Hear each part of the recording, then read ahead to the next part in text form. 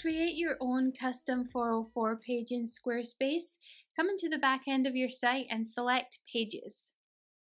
Go down to the Not Linked section and click the plus icon, and we'll just add a blank page. Just going to call it 404. Hit Edit, Add Section, and I'm just going to add a blank page, blank section. And now I can really design it however I like, and you can have as much fun with this as you want, or you can keep it simple and just brand it to the rest of your website.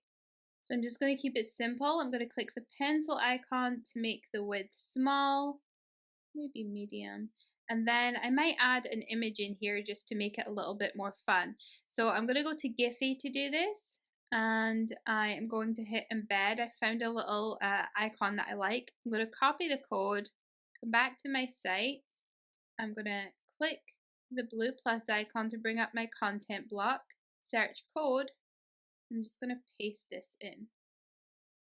So I've kept mine really straightforward and simple. What I typically do is I'd remove the header and the footer from this page. I have another tutorial on that, so I'm not going to show that in this video. But once you're happy with the design, hit done and save.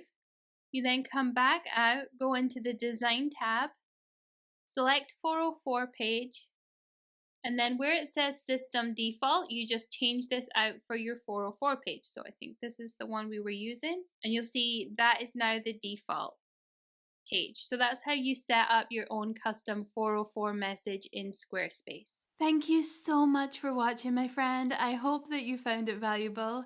If you did, give it a thumbs up. And if you have any questions at all, leave them in the comments section. I try to read and respond to every single one of them. And if you want even more tips on how you can publish, teach, and sell online with Squarespace, hit the subscribe button and click the little bell icon so that you can be notified the next time I post a video.